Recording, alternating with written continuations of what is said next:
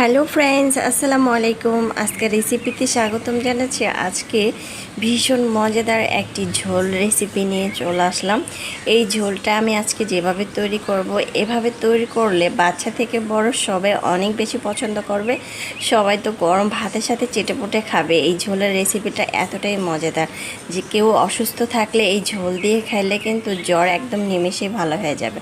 তো আর কথা নয়, প্রথমে একটি প্যানের মধ্যে পানি দিয়েছি 2 কাপ। তারপরে পানের মধ্যে হাফ চামচ হলুদের গুঁড়া দিয়েছি, মরিচের গুঁড়া, ধনিয়ার গুঁড়া হাফ চামচ করে দিয়ে দিলাম, দেখতে পাচ্ছেন। তারপরে হচ্ছে এখানে তেজপাতা দিব একটির মতো। তারপর হচ্ছে কাঁচামরিচ কুচি দিয়ে দিব প্রায় 7-8টার মতো, আর কিছু পেঁয়াজ কুচি, আর কিছু এখানে প্রায় হাফ কেজির মতো এখানে শিং মাছ নিয়েছি।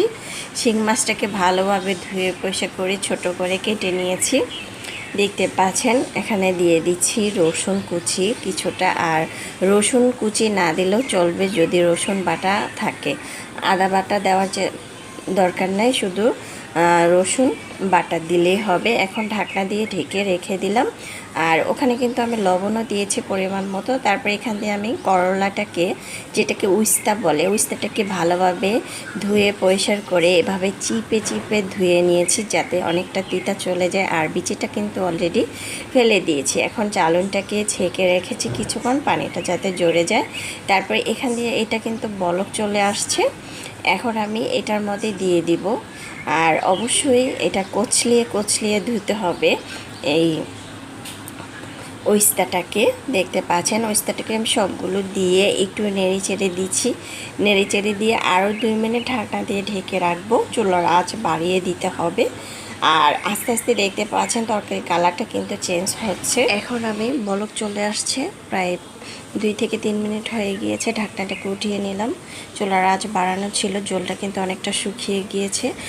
ওস্তাটা খুব সুন্দরভাবে সিদ্ধ হয়েছে, তরকারিটা মাখা মাখা হয়েছে, দেখতে পাচ্ছেন। চুলার আঁচ বাড়িয়ে দিয়ে আরও 2 মিনিট রেখে তারপরে আরেকটি প্যানের মধ্যে 2 টেবিল চামচ তেল দিয়েছি। তেলের মধ্যে আস্ত 1 চিমটি জিরা দিয়েছি, একটি শুকনো মরিচ দিয়েছি, রসুন কুচি দিয়েছি, আর দিয়েছি পেঁয়াজ কুচি। এখন এগুলো একটু সুন্দরভাবে ভেজে নেব। আরও 3-4টা কাঁচামরিচ মাঝখান থেকে কেটে দিয়েছি। এখন এগুলো সুন্দরভাবে এরকম ব্রাউন কালার করে ভেজে নেব। যখন এরকম ভাজা হবে সে পর্যায়ে আমি এই ফোড়নটা দিয়ে দিব তরকারির মধ্যে, দেখতে পাচ্ছেন সুন্দরভাবে দিয়ে দিচ্ছি। আর এই তরকারির মধ্যে এই ফোড়নটা অবশ্যই দেওয়ার চেষ্টা করবেন, তাহলে তরকারিটা খেতে কিন্তু অনেক বেশি ভালো লাগবে। এখানে কিন্তু আমি এই তরকারিটার মধ্যে আমি কিছুটা যদি বাসায় যদি পুদিনা পাতা মানে খানকুনি পাতা থাকে সেক্ষেত্রে এখানে দিতে পারেন। অনেক সময় দেখবেন এই ঝোলটা যাদের জ্বর আসবে তারা খেলে কিন্তু অনেকের জ্বর অনেকটা কমে যাবে, আর খেতে অনেক বেশি মজাদার। ধনেপাতা দিয়ে দিলাম। ধনেপাতা দিয়ে এখন আমি চুলার আঁচ বাড়িয়ে দিয়ে রেখে তারপর উঠিয়ে নিব। দেখতে পাচ্ছেন আমার তরকারিটা পারফেক্ট রান্না হয়েছে। এখন একটা বাটিতে পরিবেশন করে নিচ্ছি। মাশাআল্লাহ, দেখতে যেমন সুন্দর হয়েছে খেতেও কিন্তু আলহামদুলিল্লাহ। চাইলে কিন্তু শিং মাছের ঝোলটা এভাবে তৈরি করে খেয়ে দেখতে পারেন। এটা খেতে অসম্ভব মজাদার হয়েছিল।